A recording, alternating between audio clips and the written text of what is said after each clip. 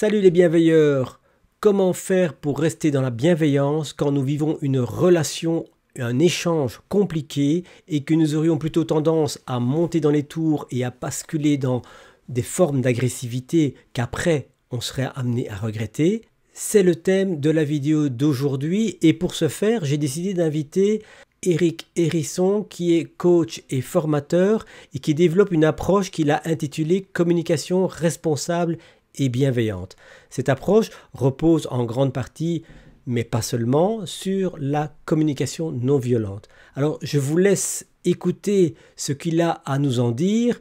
Je vous préviens tout de suite, la vidéo n'est pas d'extrêmement bonne qualité, problème de connexion justement ce soir-là. Je vous invite donc à vous focaliser sur le contenu plutôt que sur la forme et je suis sûr que ça va aller. Allez, on est parti.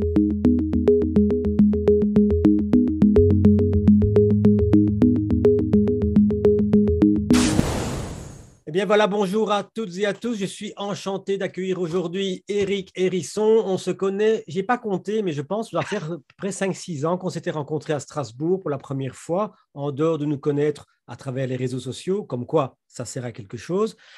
Et comme vous connaissez tous mon intérêt pour ce que j'appelle la bienveillance martiale, je pensais qu'on avait un grand intérêt commun qui est la bienveillance en général, mais je vais laisser à Eric l'opportunité de se présenter et de venir avec quelques questions supplémentaires au fur et à mesure de sa présentation. Merci Eric d'avoir accepté cette invitation.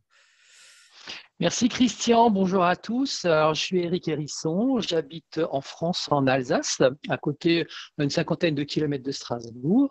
Donc, je suis coach, donc j'accompagne des personnes, donc soit des chefs d'entreprise ou des cadres en entreprise. J'accompagne aussi des gens issus de la société civile dans leur projet de vie, dans leur projet professionnel. J'anime aussi des formations en communication responsable et bienveillante dans des institutions, notamment dans le secteur social et médico-social et aussi dans des entreprises plus type commercial. Et puis, je propose aussi des ateliers à la maison, des ateliers de communication responsable et bienveillante où on travaille sur différentes thématiques, notamment les émotions. Et je propose aussi des ateliers de méditation pour pouvoir se recentrer, s'enraciner et se poser quand on sent qu'autour de nous, tout est agité. Voilà mes activités, on va dire, en règle générale.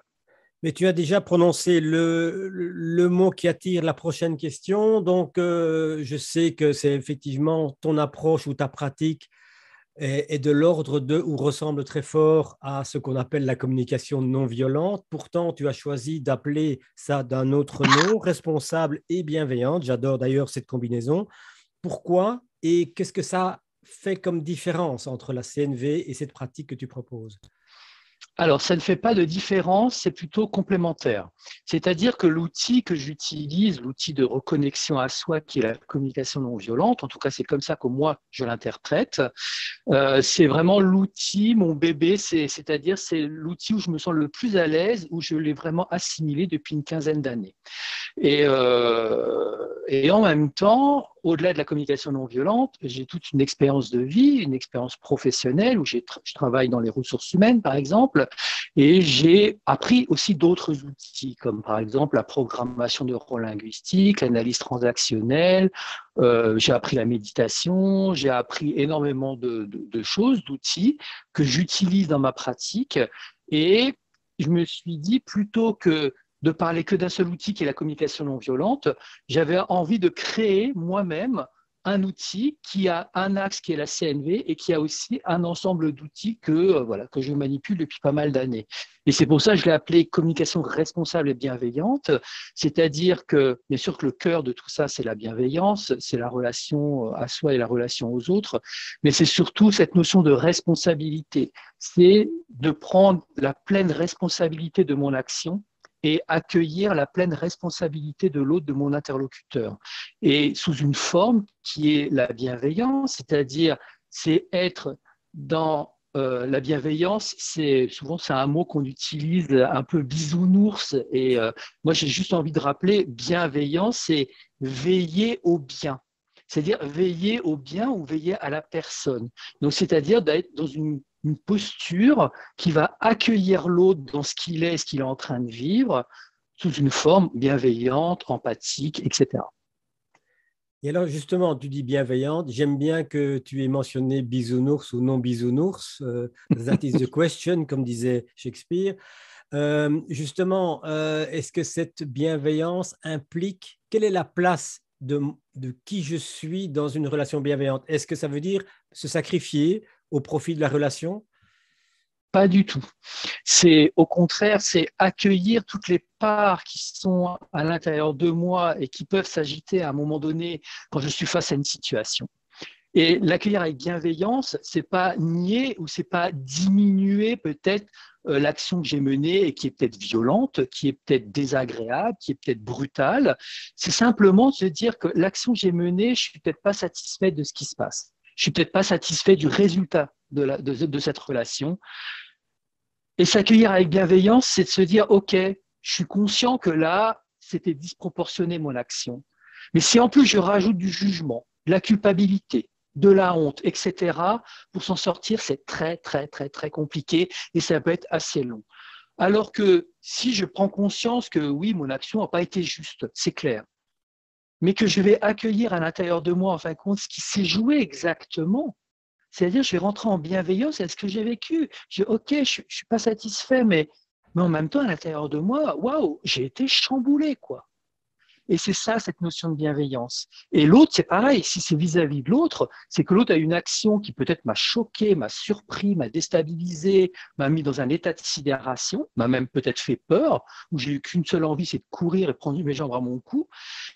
Et puis si je ralentis le processus, je me dis, mais qu'est-ce que l'autre est en train de vivre à ce moment-là pour me parler de telle manière ou d'avoir eu tel comportement?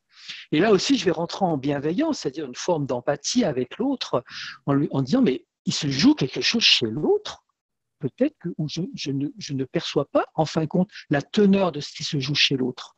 Et quand je m'ouvre dans cet espace de bienveillance, alors là, il y a un terrain de jeu assez fascinant c'est qu'on va essayer de clarifier, de sentir, de percevoir, peut-être de discuter avec l'autre pour savoir qu'est-ce qui se passe exactement. Oui.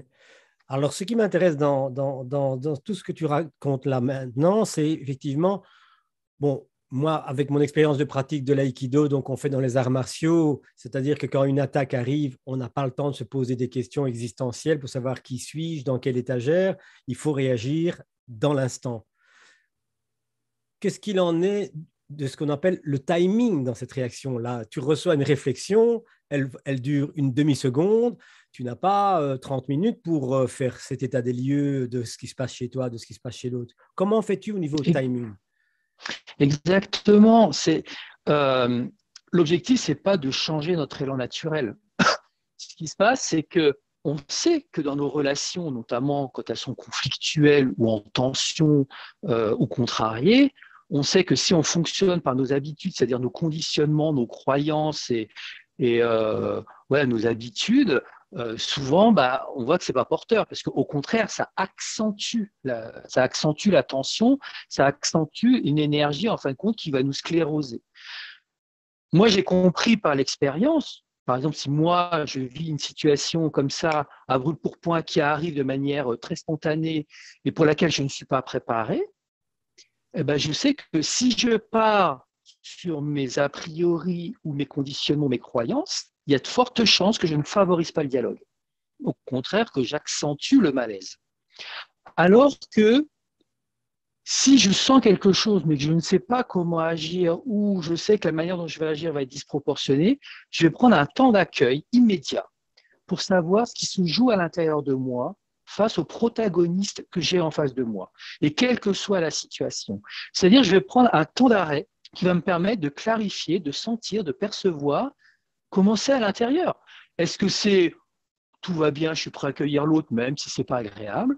Est-ce que c'est waouh, là je suis pas confortable du tout, là j'ai qu'une envie, c'est de fuir parce que je me sens super mal à l'aise et j'ai peur? Ou alors c'est ok, je vais respirer, je vais m'apaiser, je vais me recentrer. C'est-à-dire que même si en face l'autre continue à s'agiter, continue à vociférer ou à dire des choses, je suis pas obligé de réagir tout de suite.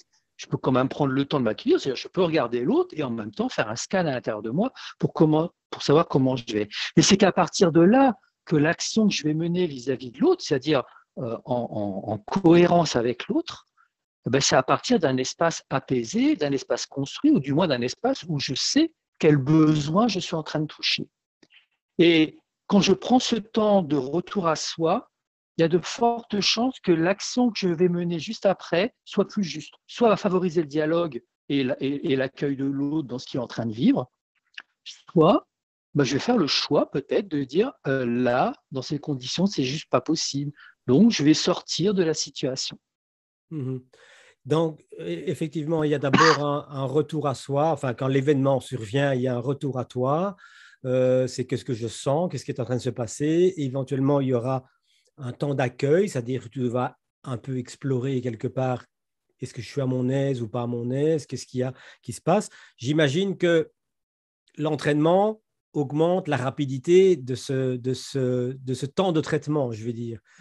Et aussi, la question que je voulais te demander, c'est est-ce que tu as mis au point, avec le temps, pas nécessairement volontairement, mis au point des sortes de stratégies, je ne veux pas dire automatiques, mais presque automatisées, presque devenues inconscientes sur base de certaines émotions plutôt que d'autres, certains feelings, certaines sensations plutôt que d'autres, qui te font à ce moment-là gagner du temps.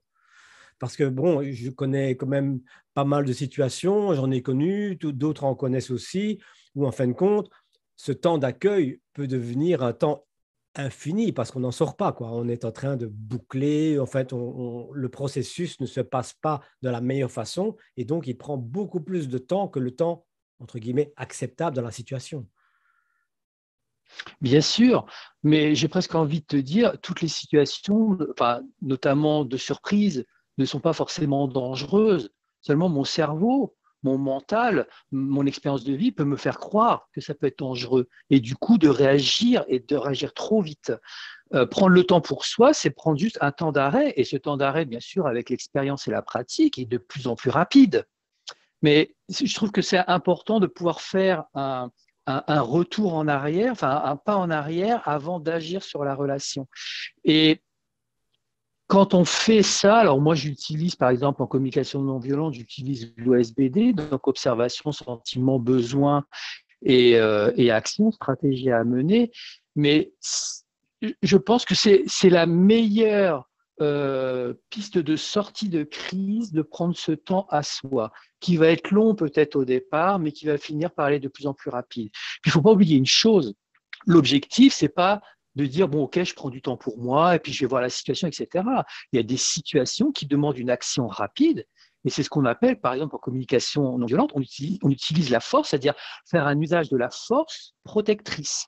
C'est-à-dire que si je suis dans une situation de danger, je sais pas, je dis n'importe quoi, mais on va prendre un cas dramatique, quelqu'un qui vient avec un flingue ou un couteau, qui se met en face de moi, et puis je vais pas commencer à dire alors comment je me sens, parce que là il y a de fortes chances que le résultat soit pas à la hauteur. Mais je vais réagir immédiatement, c'est-à-dire faire un usage de la force protectrice, parce que l'objectif dans tout ça, c'est pas de mourir, c'est de continuer à vivre, c'est de continuer à nourrir des relations. Donc il y a un moment quand on va pas se transformer, on va quand même continuer à vivre notre élan naturel de protection, de sécurité, etc. Mais une fois que je l'ai fait, par exemple, je ne sais pas, l'autre vient avec un couteau et j'ai peur, je ne sais pas quoi faire, je panique, etc., et que la seule chose que j'ai à l'esprit, c'est fuir, alors je fuis. Et ce n'est pas être poltron de fuir, c'est simplement de se dire, je n'ai pas les moyens de faire autrement. Mais rien ne m'empêche, une fois que la situation se tranquillise, c'est-à-dire je ne suis plus face à l'objet du danger, c'est dire, mais qu'est-ce que j'ai vécu à ce moment-là? Donc, tu vois, des fois, sur le moment, on va laisser notre élan naturel fonctionner, mais dans un second temps, c'est de revenir sur la situation seul et se dire, mais qu'est-ce qui s'est passé réellement moi? Pourquoi j'ai paniqué? Pourquoi j'ai fui? Et dans toutes les situations. Et quand je fais ce travail-là, j'aide simplement mon mental à clarifier ce qui était en jeu en moi à ce moment-là, c'est-à-dire les besoins, les aspirations profondes que je n'étais pas en train de vivre. C'est-à-dire si mon aspiration profonde, c'est de nouer des relations avec les gens, du partage, et que je vois quelqu'un en face de moi qui fait tout l'inverse, la panique va me faire fuir, et après je vais dire, oui, mais moi j'ai envie de nourrir des relations de partage, de complicité avec les gens, et là, je n'ai pas réussi à le vivre. Donc, je sais que quand je suis dans une situation de fragilité sur ce point-là, alors peut-être qu'il va falloir que je mette des choses en place pour me sécuriser au moment où ça arrive. Mhm. Et donc, effectivement, il y a une sorte d'apprentissage, expérience après expérience, par souvent le plus possible dans l'instant, si le temps est donné, et après en disant qu'est-ce que j'ai vécu, de manière à ce que la prochaine fois, probablement, que j'aurai intégré cette expérience dans ma mallette d'expérience, de manière à pouvoir probablement agir encore plus efficacement dans cette notion d'accueil, de détection, d'identification de ce qui se passe, et éventuellement un travail même en interaction avec l'autre. Donc ça, Exactement. c'est une accumulation. Donc il y a quand même bien une question d'entraînement. Il y a de l'entraînement, de l'apprentissage. Tu sais, pour être un virtuose pianiste, eh ben, on continue toujours à faire ses gammes. C'est-à-dire qu'on va travailler la dextérité. Et, et vouloir se changer ou se transformer juste avec un outil, c'est juste pas possible. Il faut l'expérimenter, c'est-à-dire apprendre des clés, apprendre des outils, des méthodes, mais après les expérimenter. Et pareil, si on est face à des situations où on est mal à l'aise et on n'est pas confortable, c'est pas parce que j'ai appris un outil que ça va fonctionner. Je vais peut-être comprendre que l'outil peut m'aider, mais comment je fais concrètement? Donc pour ça, c'est mettre en place des exercices, se confronter aussi peut-être à des situations où je sais que je ne suis pas trop en danger ou en difficulté, c'est-à-dire peut-être des petites tensions que j'ai avec un tel, avec un voisin, c'est-à-dire pas des choses trop impliquantes pour essayer l'outil, par exemple la communication non violente, si on parle, on parle de celui-ci, c'est-à-dire essayer d'aller sur un terrain d'expression des besoins, par exemple, des sentiments, soit par rapport à soi et les dire à l'autre, soit aider l'autre à exprimer ses sentiments et ses besoins, et de voir comment la relation évolue. Alors, on commence toujours par des petites choses, et au fur et à mesure, en fin de compte, qu'on se sent à l'aise avec l'outil, soit aussi en le travaillant avec d'autres personnes qui travaillent cet outil-là, par exemple, qui eux aussi vivent des choses. Et puis après, bah, quand c'est des personnes avec qui je suis, on va dire, en communication non violente, on parle souvent de bar à girafe, c'est-à-dire un lieu où on va pouvoir exprimer nos difficultés, on va être accueillant avec empathie, avec le processus CNV. C'est de dire, bah, quand je goûte en fin de compte ce confort, dire, bah, maintenant, je vais essayer de le faire dans des situations de la vie, toujours encore avec un bémol, pas très impliquante au départ. Genre, on commence pas à régler les problèmes avec la belle-mère, parce que là, on s'en sort plus.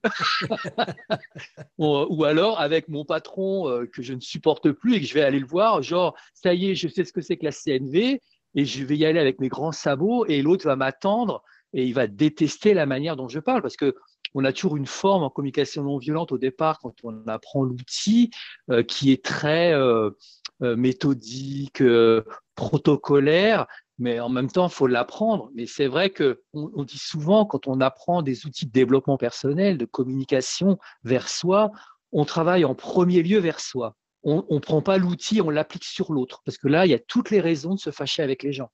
Mais il y a des cas que j'ai déjà vus en communication non violente où la personne dit, ah, elle a compris le processus, donc l'OSBD, l'observation, sentiment, besoin, demande, et elle se dit, bah, ce soir, je vais parler de vacances avec mon chéri et je vais utiliser le processus. Sauf que ma façon de parler, ma façon d'appréhender les choses va être complètement différente que ce qu'a l'habitude de voir l'autre, en fait, de moi. Et là, il va me dire, mais tu as été lobotomisé ou quoi? Qu'est-ce qui s'est passé? Donc l'objectif, c'est vraiment, mais je crois que pour tous les outils, c'est comme, je pense à l'aïkido, je pense qu'il y a un moment, il faut déjà sentir, goûter, savourer ce qui se passe à l'intérieur de nous quand on commence à faire des postures, des gestes, des mots pour soi, pour pouvoir aller vers l'autre après. Je pense que c'est vraiment une condition sine qua non, c'est on revient à soi et c'est pas pour moi c'est pas du tout égoïste, au contraire ça me permet de clarifier mon élan naturel et mon intention pour pouvoir aller chez l'autre après. Donc on expérimente avec soi, avec des gens qui connaissent l'outil et après on va vers les autres de manière plus large. Mais c'est vrai qu'on n'est pas les seuls à ressentir cette exaspération de ce fameux OSBD tellement explicite qu'il en devient comique parce que justement, face à... On pourrait distinguer des relations récurrentes. On sait qu'on a des hauts et des bas dans la relation, mais on regarde ça dans la durée. Mais je prends plutôt la relation vraiment hyper ponctuelle, quoi, avec la personne qui te prend ton caddie dans le supermarché, enfin la situation, je dirais, assez brutale, sec et manifestement où tu dois faire face dans certains cas, pas dans tous. Alors, on peut comprendre peut-être que la femme ou l'homme est pressé, etc., mais où tu as une véritable manifestation sous forme de colère chez l'autre, hyper agressive, ou en tout cas qui n'est pas du tout ouverte à quelque dialogue que ce soit. Et là, c'est soit c'est faire usage de la force, mais elle n'est pas nécessaire à cet endroit-là, soit laisser les choses se faire. Qu'est-ce que tu fais dans ce genre de situation? Ben, il faut savoir mesurer, c'est-à-dire mesurer les choses. Est-ce que j'ai les moyens déjà, au moment où ça se passe, d'agir sur la relation? Peut-être pas, parce que je suis aussi stimulé que l'autre. Donc, si je l'ouvre, peut-être que je vais même l'écraser comme un rouleau compresseur. Donc, il faut mesurer ça. Après, si on sait dès le départ que l'autre est plus fort que nous ou l'autre ne lâchera pas l'affaire, et ça arrive souvent.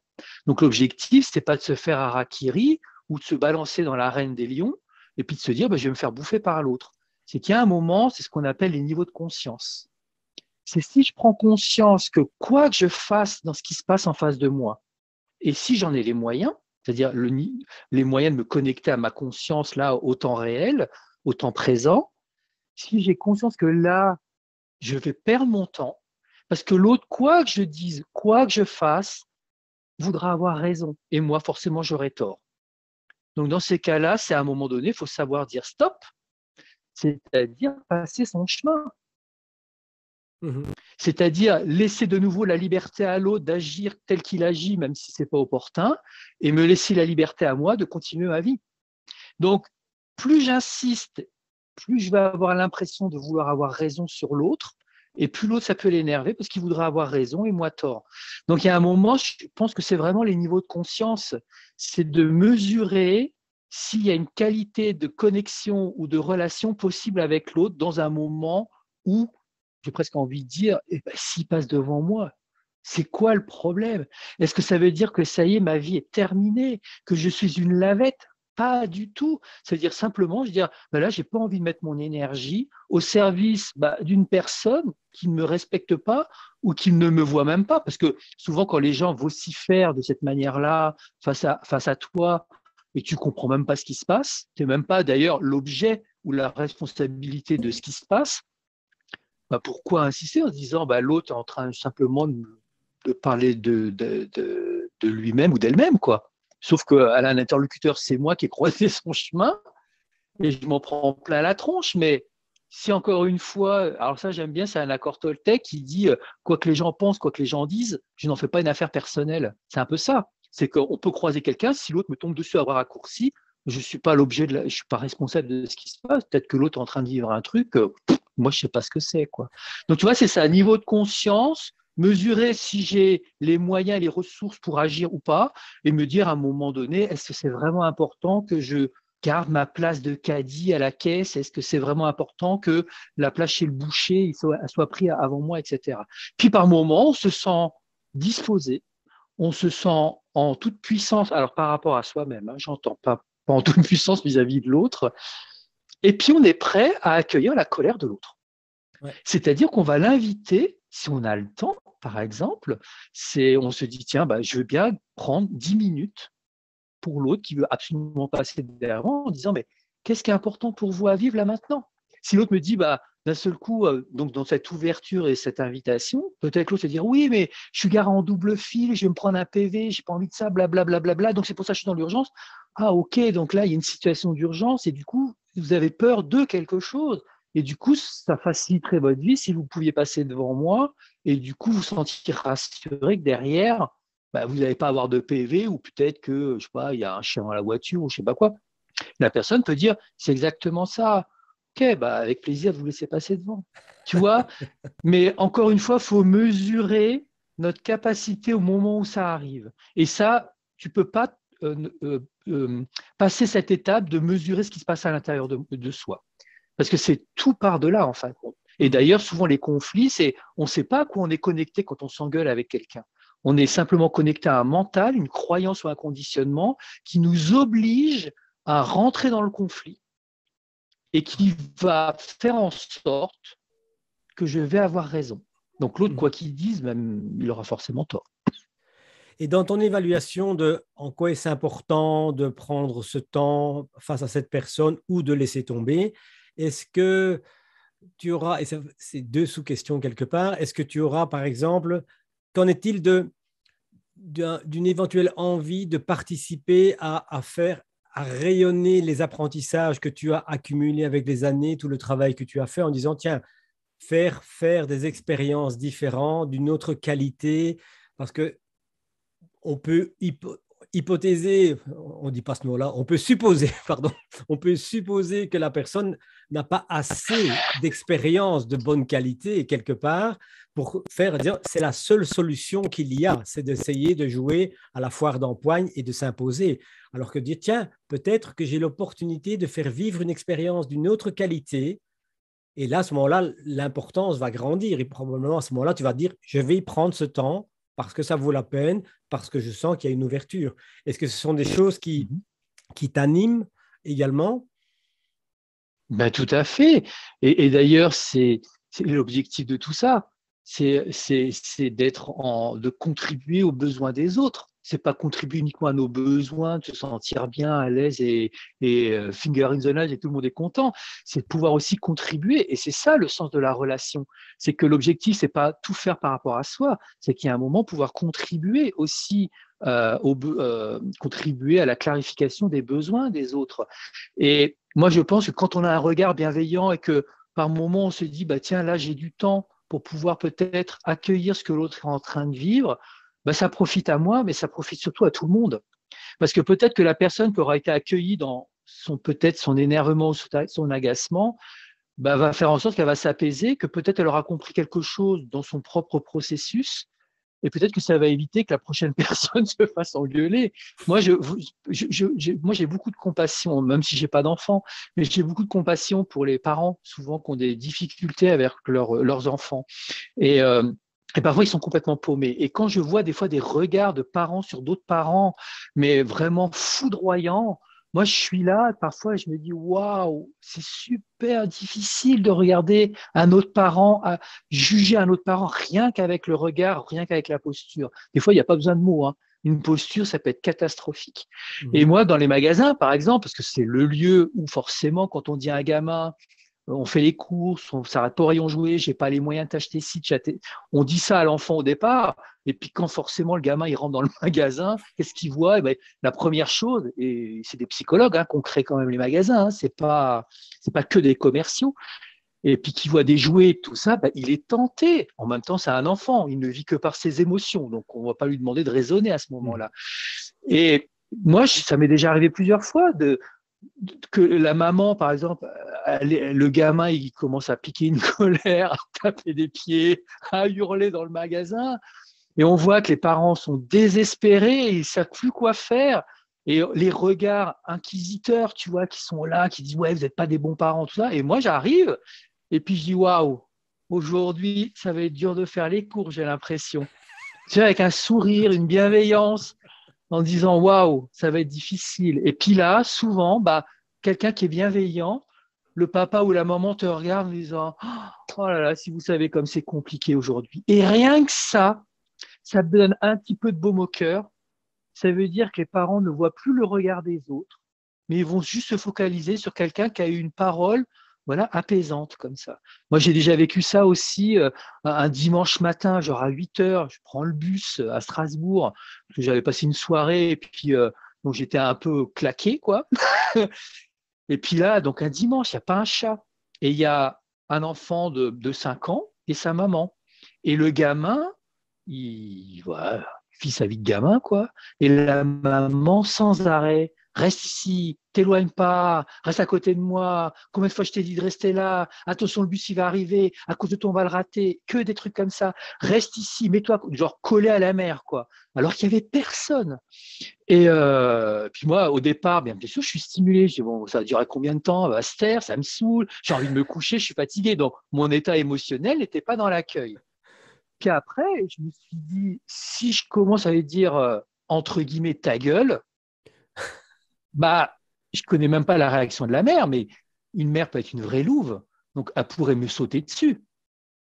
Ou alors, après, je me sentirais mal d'avoir dit ça, tu vois, une heure après. Et là, donc au départ, je commençais à être stimulé, puis il y a un moment, je me suis dit non, mais observe la situation, qu'est-ce qui se passe? Une mère, on est dimanche, il est 8 heures du matin, tu attends le bus, il y a une dame qui avait une trentaine d'années avec son enfant de 5 ans qui attend le bus et elle est sans arrêt en train de lui donner des injonctions et avec des mots souvent difficiles pour un enfant. Si tu restes pas à côté de moi, tu n'iras pas voir mémé, tu n'iras pas voir grand-mère, tu seras puni, tu n'auras pas ton cadeau que tu voulais. Donc que des injonctions, de la privation, etc. Le bus arrive, on monte dans le bus, et bien sûr, au moment où moi je me mets debout parce que j'avais 3, 4 stations, le gamin, pareil, il commence à monter sur un siège, mais il n'y avait personne dans le bus, à part nous trois. Et la maman était exaspérée et elle n'était que dans la punition et l'injonction. Et il y a un moment, je l'ai regardée, parce que je me suis dit, cette dame, elle doit être au bout du rouleau.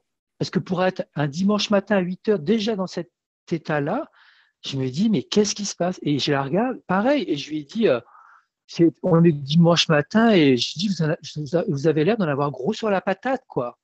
Et elle me dit, si vous saviez, je n'en peux plus, je suis fatiguée, je suis épuisée.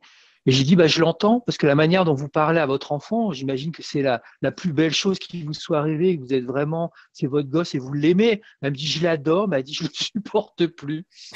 Et j'ai dit, bah, est-ce que vous avez les moyens de discuter avec quelqu'un tout à l'heure? Voilà.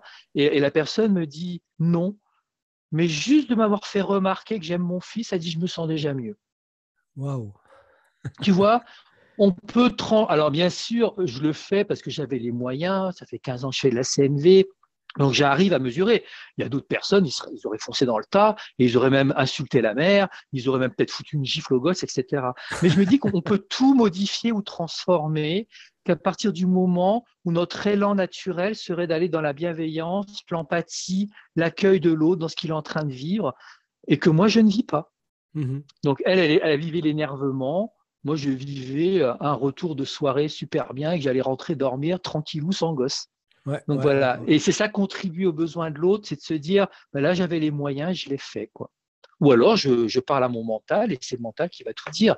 Et là, souvent, bah, c'est un peu catastrophique, quoi. J'ai encore une question. On va peut-être plus pointue, quoique. Comment combines-tu, en fait, quand tu fais ton état des lieux, comment je me sens, qu'est-ce que je sens, qu'est-ce qui se passe en moi, etc. C'est ce qu'on appelle en PNL une position méta, une position de C'est ça. l'observateur qui va dire ce que je sens. Et en même temps, tu dois avoir une position associée pour être capable de sentir, ou sinon tu ne pourras même pas répondre aux questions. Comment fais-tu pour combiner cette position méta avec cette position associée, qui sont forcément différentes et vachement différentes, mine de rien? Bah, déjà, la première chose, c'est, je dirais que pour pouvoir sentir, percevoir et observer ce qui se passe à l'intérieur de moi, il y a un premier état, en premier, qu'on apprend souvent même en méditation, c'est faire silence. Mhm. Si mon cerveau aboie, si mon mental aboie sur la situation, je fais pas silence. Donc l'objectif, c'est juste faire silence, c'est-à-dire enfin, essayer en tout cas du moins de couper le mental. Ouais. Et juste silence et respirer. Pour moi, c'est déjà la première clé, c'est j'inspire, j'expire par le nez, j'expire par la bouche, 3, 4 fois j'oxygène en fin de compte le corps et le mental. C'est-à-dire, je fais rentrer une bouffée d'air frais dans mon cerveau et dans le reste du corps. Ça va être une préparation à accueillir comment je me sens. C'est-à-dire, je vais m'apaiser, je vais me détendre et je vais essayer de trouver ce qu'on appelle un espace pacifié à l'intérieur de moi. C'est-à-dire, dans cet espace-là, je peux m'accueillir. C'est-à-dire, je fais fi de tout ce qui se passe autour de moi. Et là, je vais simplement dire, qu'est-ce qui se passe? Qu'est-ce que j'observe de la situation? Comment je me sens par rapport à ça? Est-ce que Ouais. je me sens agacé? Est-ce que je me sens troublé, etc. Et j'ai besoin de quoi là? Là, j'ai juste besoin de prendre soin de moi, de faire un bon usage de mon temps, un besoin peut-être de clarification de mon agitation. OK, qu'est-ce que je suis prêt à faire là pour nourrir ce besoin immédiat? Mhm. Bah, soit je m'isole, soit je vais demander le concours d'une autre personne qui va peut-être pouvoir m'aider à clarifier ce que je suis en train de vivre, soit je vais m'oxygéner un peu plus et je vais sortir, etc. Donc, je vais pouvoir me nourrir par une stratégie en fin de compte mon besoin. Et ça, c'est la première étape qui me permet ensuite d'aller plus en profondeur ou plus aller dans la relation avec l'autre. Donc, tu vois, il y a plusieurs étapes qui permettent de trouver cette stabilité et surtout trouver ce petit espace. Souvent, on pense qu'il n'existe pas, mais il existe toujours. C'est cet espace qu'on appelle de pacification. C'est-à-dire le lieu où je sais que là, je vais pouvoir m'accueillir, quelle que soit l'adversité et quel que soit ce que me dit mon mental. Donc c'est en fait quelque part, pour résumer, tu me diras si tu es d'accord ou pas, c'est récupérer cette énergie mentale qui était occupée à des choses pas très utiles, beaucoup de ramage, beaucoup de bavardage, beaucoup de jugement éventuellement, pour en faire un espace d'accueil, une voie d'accueil, un espace d'accueil pour ton ressenti en fait. C'est ça, c'est-à-dire euh, nos modes de fonctionnement, c'est il y a la tête d'un côté qui fait tout et le corps qui suit. Sauf que le corps, donc cet espace du corps est quand même vachement plus important en surface que la tête. Sauf qu'on est souvent coupé. Et l'objectif en faisant ça, en respirant, c'est simplement de dire mon mental, il me prend à la tête. Je me prends à la tête. Donc là, qu'est-ce que je peux faire? Faire appel au reste, c'est-à-dire en respirant, faire ça dans la trachée, remplir mes poumons, tu vois, et du coup agir sur tout le corps. Et l'objectif, c'est de réunir le mental pour l'inviter à aller dire il y a plein d'autres choses à explorer, il n'y a pas que la tête qui parle. Tu sais, on parle des neurones miroirs avec les neurosciences. Donc, c'est-à-dire qu'il y a la tête, mais notre centre émotionnel, il est souvent au niveau du cœur et au niveau du ventre. Donc, l'objectif, c'est de se dire ok, la tête, t'es bien faite, mais là, tu me saoules. Laisse parler les autres parts de mon corps qui peuvent aussi être une solution. Si par exemple je décide d'aller courir pour m'apaiser, c'est mes jambes qui courent, c'est pas ma tête, tu vois. Ouais. Et quand on s'aperçoit que d'un seul coup on est plein de ressources physiques au-delà du mental, eh ben, on peut puiser à l'intérieur parce que ça, en plus, ça s'auto-régénère le fait de prendre conscience que je peux faire appel à mes jambes, que je peux faire appel à mon ventre, que je peux faire appel à la souplesse de mon corps pour pouvoir contribuer à apaiser mon mental. Quand on fait du yoga, en principe, on n'est pas dans le mental. C'est-à-dire que la tête est là, mais on va faire appel au reste du corps, on va faire des postures. Quand on est en méditation, on fait un calme mental, on se concentre, on se centre là sur le temps présent. C'est-à-dire que c'est le corps qui va trouver la stabilité et le mental va pouvoir glisser à l'intérieur pour s'apaiser. Bon, ça te parle, ça j'imagine, surtout dans l'aïkido. Assez bien, oui. J'ai encore plein de questions, mais je sais que le temps court très très vite. Et puis c'est des sujets un peu différents, donc je pense qu'on pourrait s'écarter et diverger. Je pense que ce serait bien même de conclure et de rester sur ces évocations assez complètes, mine de rien. On a quand même balayé pas mal, ratissé pas mal large quand même, du supermarché au coussin de méditation. Donc c'est déjà tout un chemin en passant par le bus, donc c'est formidable. Est-ce que tu as envie d'ajouter quelque chose par rapport à tout ce qu'on a dit avant de conclure et de laisser aller? Moi, j'ai juste rajouté quelque chose. J'utilise donc, je disais, la communication non violente. Donc, juste pour la petite histoire, c'est Marshall Rosenberg qui a créé la communication non violente et puis non violente et elle est émergée partout dans le monde. Mais il y a un outil que j'aime beaucoup, moi, et que je trouve qui complète bien la CNV, c'est les accords Toltec. Parce Ah, que voilà, c'est quatre phrases, voire cinq. Pour le cinquième accord, déjà faire les quatre premiers, c'est déjà pas mal. Mais les quatre accords, c'est que ma parole soit bienveillante, c'est-à-dire que ma parole soit, alors ils disent impeccable. Moi, j'aime pas trop, ça fait trop propreté. Mais que ma parole soit bienveillante, accueillante et qui va prendre soin de moi et de soin de l'autre, que quoi que les gens disent, quoi que les gens pensent, je n'en fais pas une affaire personnelle, je ne suis pas le centre du problème de tous les autres. Déjà, ça fait du bien de le penser. C'est euh, plutôt que de supposer, ben, je pose des questions. Ça évite de créer des scénarios catastrophes sur des situations de vie. Mais quand je pose une question, alors je laisse la liberté à l'autre de pouvoir me donner sa réponse. Et je trouve que c'est une belle invitation. Et le quatrième accord, je trouve qu'il est, c'est le plus qui a le plus de sens pour moi, c'est bah, je fais de mon mieux. Si j'ai les ressources, si j'ai les moyens, alors je vais être au mieux de moi. Mais si j'ai pas les ressources, si j'ai pas les moyens, bah, je fais avec ce que j'ai. Et c'est pas grave, il y aura toujours possibilité à contretemps de corriger, de comprendre, d'observer et de voir ce qui s'est passé à l'intérieur de moi. Et ça, franchement, ces 4 accords, moi, je me les dis dans chaque situation où je vais rencontrer des gens que je ne connais pas. C'est-à-dire quand je fais des formations, je vais rencontrer 15 personnes, et je ne sais pas qui sont ces personnes, je ne sais pas si elles sont là parce qu'elles ont envie ou est-ce qu'on les a obligées à venir. Et je me dis, bah, j'ai besoin de m'accueillir, mais j'ai aussi besoin d'accueillir le groupe. Et donc, je me fais ces 4 accords dans la tête, c'est comme très facile à retenir. Et comme ça, quand j'arrive, bah, je suis déjà dans un espace d'accueil. Ouais, tout à fait, oui, je suis tout à fait d'accord avec toi. En même temps, moi qui suis très orienté sur l'importance des mots et l'aspect linguistique de par ma formation de PNListe, euh, j'ai préparé, je vais le mettre en ligne d'ailleurs dans la description de la vidéo. En fait, c'est une revisite des accords Toltec, pas pour les démolir parce que je les trouve exactement comme toi, tout à fait valables. C'est simplement sur la formulation où je trouve effectivement, avec le mot impeccable, par contre, qu'on peut gagner des choses. Naturellement, ça ne se pose pas quand on en a une compréhension large et ouverte et constructive, mais on pourrait aussi les prendre sur le côté le plus difficile quelque part et en faire n'importe quoi aussi. Mais c'est vrai, tu fais bien de le rappeler, ces accords Toltec, c'est vrai que l'avantage, Exactement. c'est simple, il n'y en a que 4. C'est déjà, enfin, il y a plus un, mais il n'y en a déjà que 4. Et ça, c'est déjà énormément puissant parce que c'est facile à gérer. Justement, dans les prises de décision dans l'instant, comme tu disais, avant d'entrer dans un groupe, on n'a pas 40 heures et 40 jours pour se remettre dans le mood, comme on dit. Exactement. Mais c'est pour ça que moi, j'aime bien cet outil-là, mais associé à quelque chose d'autre. Tu vois, moi, ça ne me viendrait pas à l'idée dans une formation de dire, bon, alors, les 4 accords Toltec, c'est ça.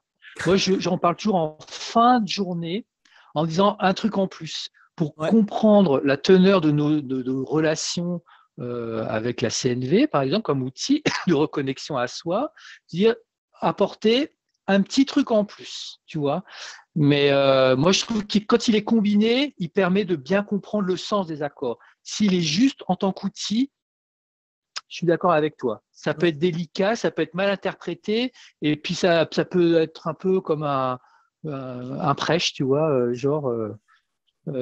ça y est, j'ai dit ça, maintenant j'ai tout dit. Ouais, c'est un peu plus profond quand même. Oui, quand même, c'est ce qu'on espère et c'est ce qu'on veut et c'est comme ça d'ailleurs. Je te remercie beaucoup d'avoir accepté cette invitation. C'était très intéressant. J'espère que l'image sera relativement de bonne qualité. On fera ce qu'on peut, comme on dit, hein. On fait de son mieux, comme on dit. Je te remercie beaucoup et à bientôt. Ben, merci Christian, puis merci pour le temps, voilà, le temps que tu m'as offert pour pouvoir exprimer ce qui me tient à cœur dans mes activités. Et à bientôt à toutes les personnes qui vont voir cette vidéo. Namasté. Oui, et à bientôt dans le bus.